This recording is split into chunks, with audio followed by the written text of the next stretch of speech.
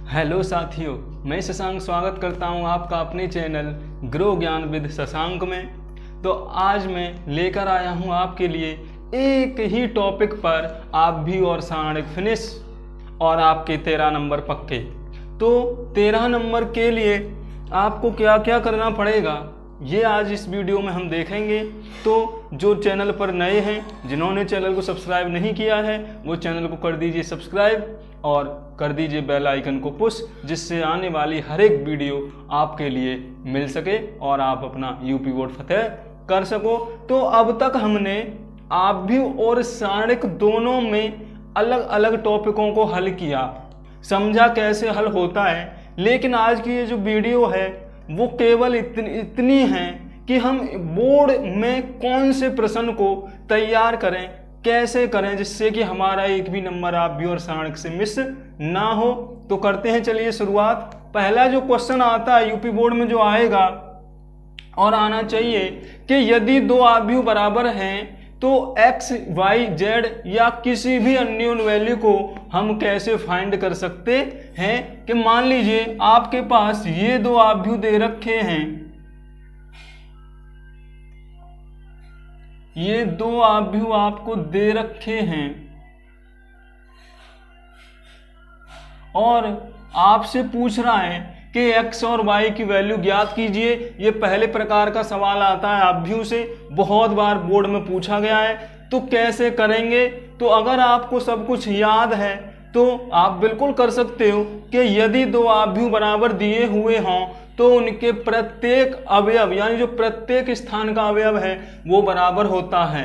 क्या होता है? वो बराबर होता है। तो जब आप बराबर आव्यूह होंगे तो इसका जो R1 का पहला है, R1 का इसका पहला है, फिर ये है, फिर ये है और ये है इधर, ये वाला इससे और ये वाला इससे और ये वाला इससे, यानी प्रत्येक प्लस आपस में बराबर होता है। तो जब आप दोनों आव्यूहों की तुलना कर दोगे तो आपको x और y की वैल्यू प्राप्त हो जाएगी। कैसे? तो तुलना करने पर x + 5 बराबर हो गया 4, क्योंकि यहाँ पर पहले स्थान पर x + 5 है और यहाँ पर पहले स्थान पर 4 है। सॉल्व कर दीजिए, बड़ा अच्छा आपको आता है सॉल्व करना। 4 - 5 बराबर माइनस का 1 बचा, यानी कि x बराबर आपका आंसर निकल के आ गया -1। ऐसे ही हमें इसकी जरूरत पड़ेगी। तो y + 6 ये वाला पहले स्थान पर है दूसरी पंक्ति में, तो पहले आव्यूह में पहले स्थान पर है दूसरी पंक्ति में 3, तो y बराबर हो गया 3 - 6 और y बराबर हो गया -3। तो ऐसे करके आप x और y की वैल्यू फाइंड कर सकते हैं जब आपको दो आव्यूह बराबर दिए हुए हों। बराबर क्रम के ही देगा, यदि दो आव्यूहों को बराबर देगा तो ये द्विघात समीकरण भी आ सकता था। मान लीजिए यहाँ पर ये x² कर देता, यहाँ पे x दे देता, तब आपसे x वैल्यू पूछता, या यहाँ पर z भी दे देता, मान लीजिए यहाँ पर z दे देता, लिख देता z + 4, तो z की वैल्यू भी बताइए। तो जब ऐसे करके सवाल पूछेगा तो कुछ नहीं करना, आपको आव्यूह के दोनों ओर की तुलना करनी है और केवल स्थान को बराबर करना है। यानी R1 का पहले स्थान पर क्या है और दूसरे आव्यूह के R1 के पहले स्थान पर क्या है, जब आप उनकी तुलना कर दोगे तो आपको आंसर मिल जाएगा। तो पहले टाइप का आपको आंसर क्वेश्चन समझ में आ गया होगा बोर्ड में कैसे पूछता है। चलिए चलते हैं दूसरे टाइप पर। दूसरे टाइप में यदि आव्यूह आपको दिया गया है, कोई आव्यूह दिया गया है ऐसे करके, a बराबर दिया है 1 2 3 4 5 6 7 8 9, ये चेंज कर देते हैं थोड़ा सा, 1 2 3 4 2 3 और 7 2 4। अगर ऐसे करके कोई भी आव्यूह x y z दिया है, वो सवाल में दिया ही होगा, तो आपसे कभी कभी ये निकलवाता है कि क्या a' बराबर है a के। सिद्ध कराने को आता है आपके लिए क्या a' बराबर है a के। तो a' मैं सवाल करके नहीं दिखाऊंगा, केवल आपको बताऊंगा ही कि a' जो है वो इसका परिवर्त आव्यूह है और a इसका मुख्य आव्यूह है। तो सबसे पहले आपको a' निकालना पड़ेगा। अगर a' a के बराबर आता है तो ये वाली जो कंडीशन है मेरी सॉल्व हो जाती है। तो ये दूसरा टाइप होता है कि आव्यूह दे दे और फिर उसके परिवर्त आव्यूह को आपस में आपसे सिद्ध कराए कि ये बराबर है कि नहीं। तीसरा जो प्रकार होता है, आपको दो आव्यूह दिए हैं, एक ए दिया है एक बी आव्यूह दिया है, कुछ भी दिया होगा इसमें एक्स वाई जेड।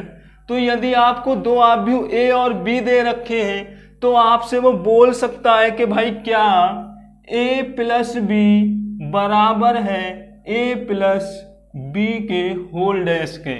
तो ऐसा भी आपको सवाल आव्यूह से देखने को मिल जाता है कि पहले तो आपको क्या करना पड़ेगा, ये ए प्लस बी बोल रहा है यानी कि आपको आव्यूहों का जोड़ समझ में आना चाहिए। जोड़ गुणा घटाओ कैसे किया जाता है पहले आप ये पढ़ चुके हो, तो जिन्होंने भी तक नहीं पढ़ा है वो आई बटन पर क्लिक कीजिए, आपको वो नया वीडियो वहां पर मिल जाएगा जिससे कि आपको पता लगे कि आव्यूहों का जोड़ घटाओ गुणा कैसे किया जाता है। तो सबसे पहले आपको इसमें ए प्लस बी निकालना पड़ेगा, इसमें ए प्लस बी निकालना पड़ेगा और ए प्लस बी का परिवर्त आव्यूह ज्ञात करना पड़ेगा। तो जब आप ए प्लस बी और ए प्लस बी डैश का वैल्यू लगा दोगे तो वो दोनों बराबर आ जाएंगे और आप इस सवाल को सिद्ध कर दोगे। यानी कि ये जो टाइप है वो जोड़ के ऊपर होता है और जोड़ में भी जोड़ कराने के बाद भी वो परिवर्त आव्यूह दे देता है कि क्या दोनों आव्यूहों को जोड़ने पर अगर उसका परिवर्त आव्यूह ज्ञात किया जाए। ये क्या है, ये ए प्लस बी पूरे टोटल का जोड़ का परिवर्त आव्यूह है, ना कि ए का अलग नहीं बी का अलग नहीं है। तो ए और बी का परिवर्त आव्यूह निकाल के आपको ये कंडीशन सिद्ध करनी होती है। तो ये एक प्रकार का ऐसे आता है। चौथा इसी में आ जाता है, आपको सिद्ध करना होता है कि क्या ए बी बराबर है बी ए के, क्या ए बी बराबर है बी ए के। तो ये अब आपको देख रहे हो कि ए का गुणा यहाँ पर बी में हो रहा है और यहाँ पर बी का गुणा ए में हो रहा है। तो यहाँ पर आपको क्या लगाना पड़ेगा, ए का बी से गुणा करना पड़ेगा। बी से गुणा होगा कैसे आप सीख चुके हैं, और बी का करना है ए में। अगर वो दोनों आव्यूह बराबर आ जाए तो भी ये जो सवाल है आपका वो सिद्ध हो जाएगा।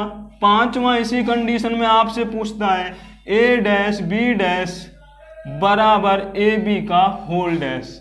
ये बहुत बार आपसे सवाल पूछा गया है पेपर में कि पहले ए डैश ज्ञात कीजिए फिर बी डैश ज्ञात कीजिए और उन दोनों का गुणा कीजिए। पहले ए डैश ज्ञात कीजिए फिर बी डैश ज्ञात कीजिए फिर उन दोनों का गुणा कीजिए। यहाँ पर ए और बी का जो हमारे मुख्य आव्यूह हैं उनका गुणा करके उनका परिवर्त आव्यूह निकालिए।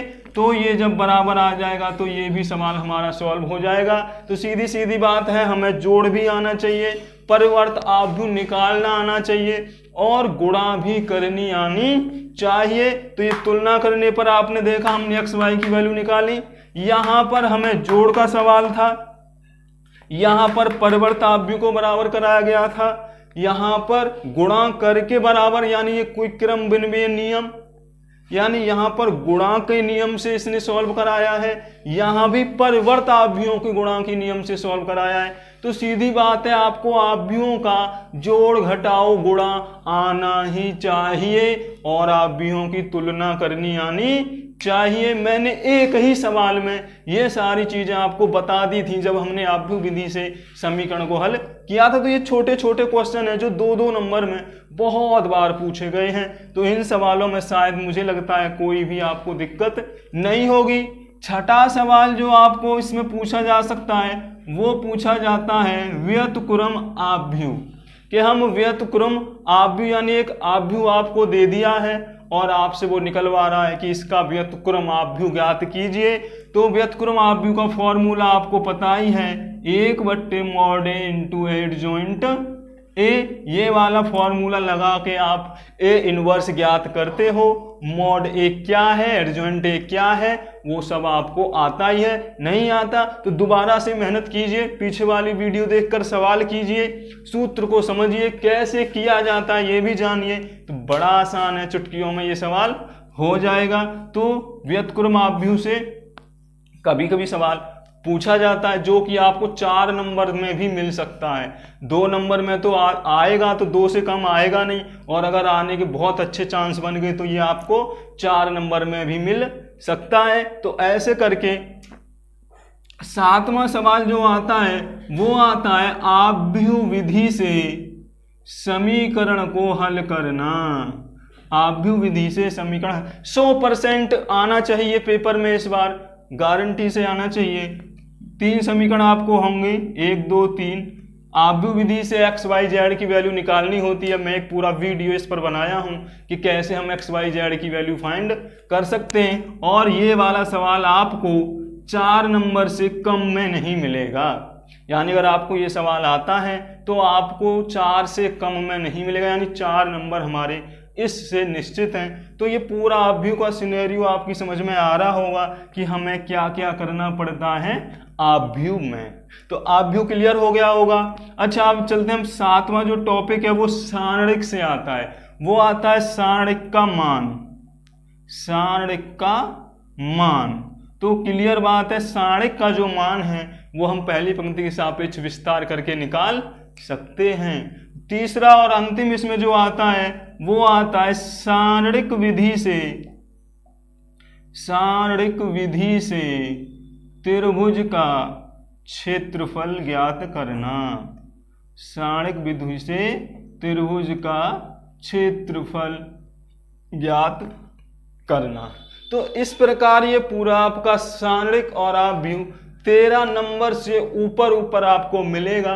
100 में से 13 नंबर आपके परफेक्ट हो जाने चाहिए अब तक, बहुत कम मेहनत से।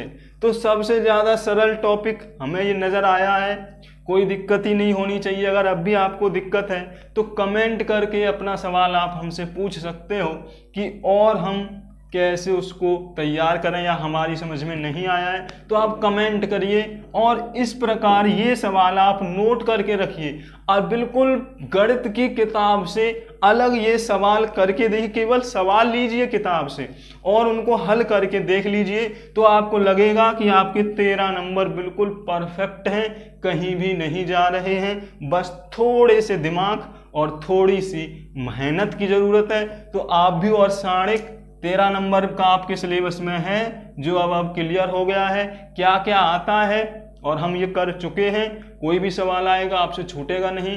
बीज गणित का जो पोर्शन होता है आपका इंटरमीडिएट में वो इतना ही है। तो कीजिए तैयार इस प्रकार के सवाल। जो भी मैंने 9 प्रकार के सवाल बताए हैं आपको, 9 प्रकार के सवाल में से 2-2 सवाल कर लीजिए, आपका बोर्ड में उसी में से कोई सवाल आ जाएगा। तो टेंशन डर करने की कोई ज़रूरत नहीं है। तो बने रहिए मेरे साथ, गिरो ज्ञानविद शशांक में आगे लेकर आएंगे यूपी बोर्ड फतेह की अगली सीरीज में कोई नया टॉपिक जो आपको पहुंचाएगा ऊंचाइयों पर। तो ठीक है, मिलते हैं फिर आगे की वीडियो में।